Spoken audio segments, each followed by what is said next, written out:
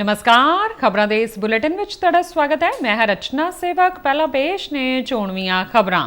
प्रधानमंत्री नरेंद्र मोदी रतन टाटा नूं याद करके होए भावुक। क्या उन्हां दी गैर हाज़री ना सिर्फ देश सगों हर वर्ग विच महसूस की जा रही है।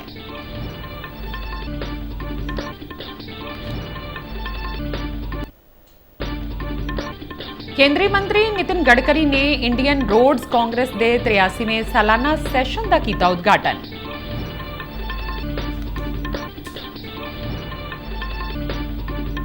भारत के चीफ जस्टिस डी.वाई. चंद्रचूड़ ने अपने विदायगी भाषण च हुण तक के सफर नूं कीता याद। क्या जरूरतमंद लोगों की सेवा करन तो वड्डा कोई एहसास नहीं हो सकता।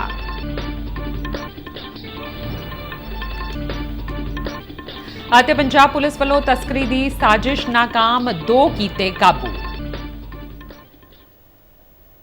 ते हुण खबरां विस्तार नाल। प्रधानमंत्री नरेंद्र मोदी ने कहा कि रतन टाटा नूं इस फानी संसार नूं छड्डे 1 महीना हो गया है, पर उन्हां दी गैर हाज़री ना सिर्फ देश विच सगों दुनिया भर विच समाज के हर वर्ग विच महसूस की जा रही है। उन्होंने कहा कि रतन टाटा नौजवानों लई प्रेरणा स्रोत सन अते इह याद दिवांदे ने कि सुपने मेहनत नाल पूरे हुंदे ने ते सफलता दया अते निमरता नाल मिलदी है।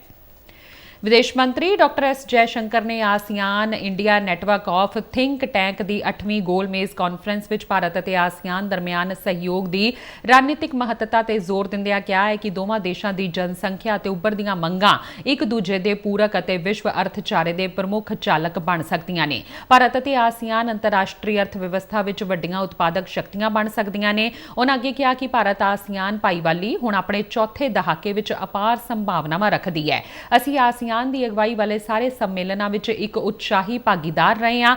अत्यंत जलवायु घटनावां के दौर में भोजन सुरक्षा नूं यकीनी बनाउणा एक वड्डी चिंता है। इस तरह विश्वव्यापी महामारी के तजर्बे के नाल सेहत सुरक्षा लई तैयारी करना भी जरूरी है। रूस के राष्ट्रपति व्लादिमीर पुतिन ने कहा है कि भारत और रूस दहाकियां तो एक दूजे के सहयोगी और भाईवाल ने। पुतिन ने यह गल सोची विखे वलदाई चर्चा क्लब नूं संबोधन करदिआं आखी। भारत नूं एक महान राष्ट्र दसदे हुए पुतिन ने कहा कि दोहां देशों विचाले सारे खेतरां विच सहयोग वध रहा है। भारत की वड्डी आबादी, तेज आर्थिक विकास और अमीर सभ्याचारक विरासत बारे पुतिन ने कहा कि भारत विश्व दीआं महाशक्तियां विच थां पाउण दा हकदार है। केंद्रीय रसायन और खाद मंत्री जगत प्रकाश नड्डा ने नवी दिल्ली में मैडिकल उपकरण उद्योग को मजबूत करने योजना की शुरुआत की है। इस मौके पर नड्डा ने कहा कि यह स्कीम एक गेम चेंजर होगी और इसका प्रभाव बहुत ज्यादा होगा। उन्होंने अगे कहा कि यह भारत को सैक्टर में स्वै निर्भर बनाएगी और सरकार की उत्पादन लिंक्ड इंसेंटिव स्कीम ने उद्योग लिए एक नवा राह खोलिया है। इस मौके पर रसायन और खाद राज मंत्री अनुप्रिया पटेल और फार्मास्यूटिकल विभाग के सकत्तर अरुनीश चावला भी मौजूद सन। अपने संबोधन में राज मंत्री अनुप्रिया पटेल ने कहा कि यह सारे खेतरां नूं छूण वाली एक व्यापक योजना है और इस विच उद्योग लई महत्वपूर्ण गुंजाइश है। फार्मास्यूटिकल्स के सकत्तर अरुनीश चावला ने कहा कि नवी योजना ते 500 करोड़ रुपए का खर्चा मिथ्या गया। इस दे 5 भागां विच मैडिकल डिवाइस क्लस्टरां लई सांझीआं सहूलतां, समर्था निर्माण और हुनर विकास, आयात निर्भरता नूं घटाउण लई एक योजना, एक क्लीनिकल अध्ययन सहायता प्रोग्राम और मैडिकल उपकरणां लई एक प्रोत्साहन योजना शामिल ने। केंद्रीय सड़की आवाजाही और राजमार्ग मंत्री नितिन गडकरी ने छत्तीसगढ़ के रायपुर विखे इंडियन रोड्स कांग्रेस के 83वें सालाना सैशन का उद्घाटन करन मौके कहा है कि सड़क हादसियां नाल होण वालियां मौतां नूं रोकण लई देश विच मार्गां दा निर्माण करते समय सड़क सुरक्षा नूं सब तो वध तरजीह दित्ती जानी चाहिदी है। उन्होंने कहा कि रोड इंजीनियरिंग और ऑटोमोबाइल इंजीनियरिंग विच कामियां नूं सुधारन लई यतन कीते जा रहे हैं। उन्होंने सड़क और ट्रांसपोर्ट खेत्र के अधिकारियों, माहिरां और ठेकेदारां नूं सड़क खेत्र ਦੇ ਵਿਕਾਸ ਲਈ ਇੱਕ ਏਕੀਕ੍ਰਿਤ ਪਹੁੰਚ ਦੀ ਲੋੜ ਤੇ ਜ਼ੋਰ ਦਿੰਦੇ ਹੋਏ ਸਫਲ ਗਲੋਬਲ ਅਭਿਆਸਾਂ ਅਤੇ ਨਵੀਨਤਾਵਾਂ ਨੂੰ ਅਪਣਾਉਣ ਦੀ ਅਪੀਲ ਕੀਤੀ। भारत के चीफ जस्टिस डी.वाई. चंद्रचूड़ ने अपने कार्यकाल के आखिरी कामकाजी दिन मौके कहा कि जरूरतमंदा और अजिहे लोगों जिन्होंने तुसी जानते नहीं जां कदे मिले नहीं दी सेवा करन तो वड्डा एहसास नहीं हो सकता। जस्टिस चंद्रचूड़ ने अपने विदायगी भाषण में हुण तक के सफर नूं याद किया।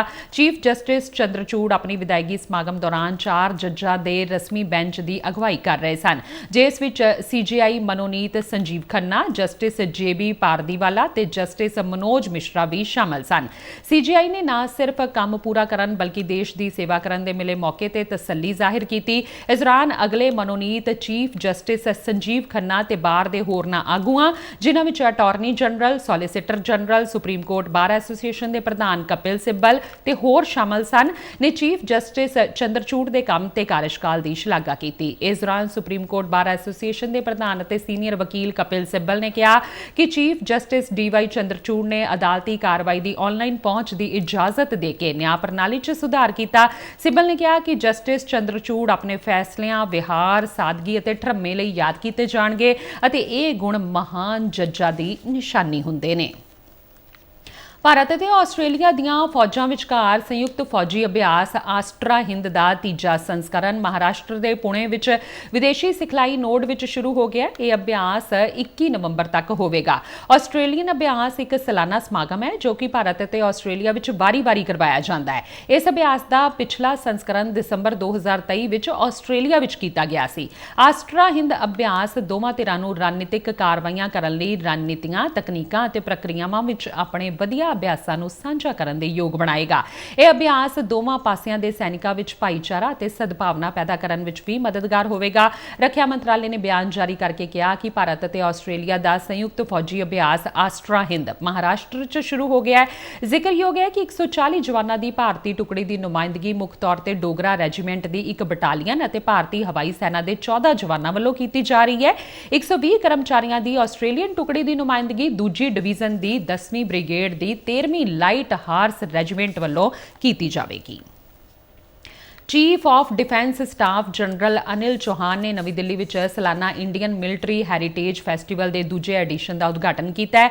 2 ਦਿਨਾਂ ਫੈਸਟੀਵਲ ਦਾ ਉਦੇਸ਼ ਭਾਰਤ ਦੀ ਰਾਸ਼ਟਰੀ ਸੁਰੱਖਿਆ, ਵਿਦੇਸ਼ ਨੀਤੀ ਅਤੇ ਫੌਜੀ ਵਿਰਾਸਤ ਤੇ ਕੇਂਦਰਿਤ ਕਰਦੇ ਹੋਏ ਗਲੋਬਲ ਅਤੇ ਭਾਰਤੀ ਥਿੰਕ ਟੈਂਕਾਂ, ਕਾਰਪੋਰੇਸ਼ਨਾਂ, ਸਰਕਾਰੀ ਅਤੇ ਨਿੱਜੀ ਖੇਤਰਾਂ, ਗੈਰ ਮੁਨਾਫਾ ਅਤੇ ਅਕਾਦਮਿਕਾਂ ਨੂੰ ਸ਼ਾਮਿਲ ਕਰਨਾ ਹੈ। ਜਨਰਲ ਚੌਹਾਨ ਨੇ ਸ਼ੌਰਯ ਗਾਥਾ ਪ੍ਰੋਜੈਕਟ ਵੀ ਲਾਂਚ ਕੀਤਾ ਜਿਸ ਦਾ ਉਦੇਸ਼ ਸਿੱਖਿਆ ਅਤੇ ਸੈਰ ਸਪਾਟੇ ਰਾਹੀਂ ਭਾਰਤ ਦੀ ਫੌਜੀ ਵਿਰਾਸਤ ਨੂੰ ਸੰਭਾਲਣਾ ਤੇ ਉਤਸ਼ਾਹਿਤ ਕਰਨਾ ਹੈ। ਇਸ ਮੌਕੇ ਜਨਰਲ ਚੌਹਾਨ ਨੇ ਮੁੱਖ ਫੌਜੀ ਪ੍ਰਕਾਸ਼ਨ ਵੀ ਜਾਰੀ ਕੀਤੇ। ਰੱਖਿਆ ਖੋਜ ਅਤੇ ਵਿਕਾਸ ਸੰਗਠਨ ਨੇ ਰੱਖਿਆ ਖੋਜ ਵਿੱਚ ਨਵੀਨਤਾਵਾਂ ਰਾਹੀਂ ਆਤਮ ਨਿਰਭਰ ਭਾਰਤ ਵਿੱਚ ਯੋਗਦਾਨ ਪਾਉਣ ਵਿੱਚ ਆਪਣੀ ਯਾਤਰਾ ਅਤੇ ਪ੍ਰਾਪਤੀਆਂ ਨੂੰ ਉਜਾਗਰ ਕਰਨ ਲਈ ਇੱਕ ਫੋਟੋ ਪ੍ਰਦਰਸ਼ਨੀ ਵੀ ਲਗਾਈ। ਤਿੰਨਾਂ ਸੇਵਾਵਾਂ ਤੋਂ ਜਾਣਕਾਰੀ ਭਰਪੂਰ ਸਟਾਲ ਲਗਾਏ ਗਏ ਸਨ ਜੋ ਉਹਨਾਂ ਦੀਆਂ ਭੂਮਿਕਾਵਾਂ ਅਤੇ ਚਾਹਵਾਨ ਨੌਜਵਾਨਾਂ ਲਈ ਉਪਲਬਧ ਵੱਖ-ਵੱਖ ਮੌਕਿਆਂ ਨੂੰ ਦਰਸਾਉਂਦੇ ਸਨ। ਕੇਂਦਰੀ ਅਸਿੱਧੇ ਟੈਕਸ ਅਤੇ ਕਸਟਮ ਬੋਰਡ ਨੇ ਕਸਟਮ ਕਾਰਗੋ ਸੇਵਾ ਪ੍ਰਦਾਤਾਵਾਂ ਲਈ ਮੁੱਖ ਛੋਟਾਂ ਪੇਸ਼ ਕੀਤੀਆਂ ਨੇ। ਰਿਆਇਤਾਂ ਵਿੱਚ ਸਟੋਰੇਜ ਮਾਲ ਦੇ ਬੀਮੇ ਲਈ ਦਿਨਾਂ ਦੀ ਸੰਖਿਆ ਨੂੰ 10 ਦਿਨਾਂ ਤੋਂ ਘਟਾ ਕੇ 5 ਦਿਨ ਕਰਨਾ ਅਤੇ ਅਧਿਕਾਰਿਤ ਆਰਥਿਕ ਆਪਰੇਟਰ ਅਨੁਕੂਲ CCSP ਲਈ ਲਾਇਸੈਂਸ ਨਿਵਾਉਣ ਦੀ ਪ੍ਰਕਿਰਿਆ ਨੂੰ ਵਾਪਸ ਲੈਣਾ ਸ਼ਾਮਿਲ ਹੈ। ਵਿੱਤ ਮੰਤਰਾਲੇ ਨੇ ਇੱਕ ਬਿਆਨ ਵਿੱਚ ਕਿਹਾ ਕਿ ਇਹ ਰਿਆਇਤਾਂ ਲਾਗਤਾਂ ਅਤੇ ਪਾਲਣਾ ਦੇ ਬੋਝ ਨੂੰ ਘਟਾਏਗੀ, ਨਿਰਯਾਤ ਆਯਾਤ ਕਾਰਜਾਂ ਦੀ ਕੁਸ਼ਲਤਾ ਵਿੱਚ ਸੁਧਾਰ ਕਰੇਗੀ ਅਤੇ ਵਿਸ਼ਵ ਵਪਾਰ ਦੀ ਸਹੂਲਤ ਦੇਵੇਗੀ। ਇਹ ਰਿਆਇਤਾਂ ਪ੍ਰਧਾਨ ਮੰਤਰੀ ਗਤੀ ਸ਼ਕਤੀ ਰਾਸ਼ਟਰੀ ਮਾਸਟਰ ਪਲਾਨ ਦੇ ਲੌਜਿਸਟਿਕਸ ਬੁਨਿਆਦੀ ਢਾਂਚੇ ਅਤੇ ਕੁਸ਼ਲਤਾ ਵਿੱਚ ਸੁਧਾਰ ਕਰਨ ਅਤੇ ਟਿਕਾਊ ਵਿਕਾਸ ਨੂੰ ਉਤਸ਼ਾਹਿਤ ਕਰਨ ਦੇ ਟੀਚਿਆਂ ਦੇ ਅਨੁਸਾਰ ਦਿੱਤੀਆਂ ਗਈਆਂ ਨੇ। ਸਰਕਾਰ ਨੇ ਵਪਾਰਕ ਅਦਾਲਤਾਂ ਸੋਧ ਬਿੱਲ 2024 ਲਈ ਲੋਕਾਂ ਤੋਂ ਸੁਝਾਅ ਅਤੇ ਫੀਡਬੈਕ ਮੰਗੀ ਹੈ। ਕਾਨੂੰਨ ਅਤੇ ਨਿਆਂ ਮੰਤਰਾਲਾ ਮੌਜੂਦਾ ਵਪਾਰਕ ਅਦਾਲਤ ਐਕਟ 2015 ਵਿੱਚ ਸੋਧਾਂ ਤੇ ਵਿਚਾਰ ਕਰ ਰਿਹਾ ਹੈ। ਡਰਾਫਟ ਬਿੱਲ ਤੇ ਟਿੱਪਣੀਆਂ ਅਧਿਕਾਰਿਤ ਵੈਬਸਾਈਟ ਤੇ 22 ਨਵੰਬਰ ਤੱਕ ਭੇਜੀਆਂ ਜਾ ਸਕਦੀਆਂ ਨੇ।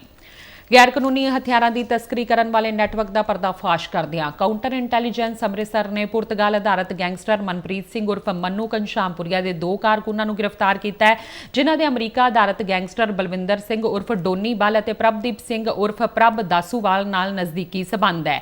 ਪੰਜਾਬ ਦੇ DGP ਗੌਰਵ ਯਾਦਵ ਨੇ ਜਾਣਕਾਰੀ ਦਿੰਦਿਆਂ ਦੱਸਿਆ ਕਿ ਗ੍ਰਿਫਤਾਰ ਕੀਤੇ ਗਏ ਵਿਅਕਤੀਆਂ ਦੀ ਪਛਾਣ ਅਦਿੱਤਿਆ ਕਪੂਰ ਅਤੇ ਰਵਿੰਦਰ ਸਿੰਘ ਵਜੋਂ ਹੋਈ ਹੈ। ਪੁਲਿਸ ਟੀਮਾਂ ਨੇ ਇਹਨਾਂ ਦੇ ਕਬਜ਼ੇ 'ਚੋਂ 4 ਪਿਸਤੌਲਾਂ ਜਿਨ੍ਹਾਂ ਵਿੱਚ ਇੱਕ 9mm ਗਲਾਕ ਪਿਸਤੌਲ, 2 ਵਿਦੇਸ਼ੀ 30 ਬੋਰ ਪਿਸਤੌਲ ਅਤੇ ਇੱਕ 32 ਬੋਰ ਪਿਸਤੌਲ ਸਮੇਤ 5 ਮੈਗਜ਼ੀਨਾਂ ਤੇ 14 ਜ਼ਿੰਦਾ ਕਾਰਤੂਸ ਵੀ ਬਰਾਮਦ ਕੀਤੇ ਗਏ ਨੇ। ਉਹਨਾਂ ਅੱਗੇ ਦੱਸਿਆ ਕਿ ਮੁੱਢਲੀ ਜਾਂਚ ਤੋਂ ਪਤਾ ਲੱਗਾ ਹੈ ਕਿ ਫੜੇ ਗਏ ਮੁਲਜ਼ਮ ਆਦਿੱਤਿਆ ਕਪੂਰ ਖਿਲਾਫ 12 ਅਪਰਾਧਿਕ ਮਾਮਲੇ ਦਰਜ ਨੇ ਅਤੇ ਉਹ ਅਮਰੀਕਾ ਆਧਾਰਿਤ ਅਪਰਾਧੀਆਂ ਡੋਨੀ ਬਲ ਅਤੇ ਪ੍ਰਭ ਦਾਸੂਵਾਲ ਦੇ ਇਸ਼ਾਰਿਆਂ ਤੇ ਵਾਰਦਾਤਾਂ ਨੂੰ ਅੰਜਾਮ ਦੇ ਰਿਹਾ ਸੀ। ਉਹਨਾਂ ਕਿਹਾ ਕਿ ਇਸ ਮਾਮਲੇ ਵਿੱਚ ਅਗਲੇ ਪਿਛਲੇ ਸਬੰਧ ਸਥਾਪਿਤ ਕਰਨ ਲਈ ਜਾਂਚ ਜਾਰੀ ਹੈ। ਇਸ ਸੰਬੰਧੀ police station state special operation cell Amritsar ਵਿਖੇ ਅਸਲਾ ਐਕਟ ਦੀਆਂ ਸੰਬੰਧਿਤ ਧਾਰਾਵਾਂ ਤਹਿਤ FIR ਦਰਜ ਕੀਤੀ ਗਈ ਹੈ।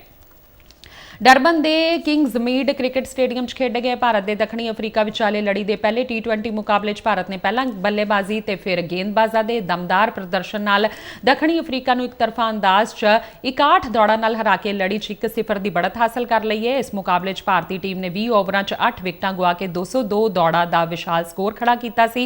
दक्षिणी अफ्रीका की टीम 17.5 ओवरां च 141 दौड़ां ही बना सकी। भारत वालों वरुण चक्रवर्ती ते रवि बिश्नोई ने 3 अफ्रीकी बल्लेबाजां नूं आउट कीता, जबकि आवेश खान नूं 2 ते अर्शदीप सिंह नूं 1 विकेट मिली।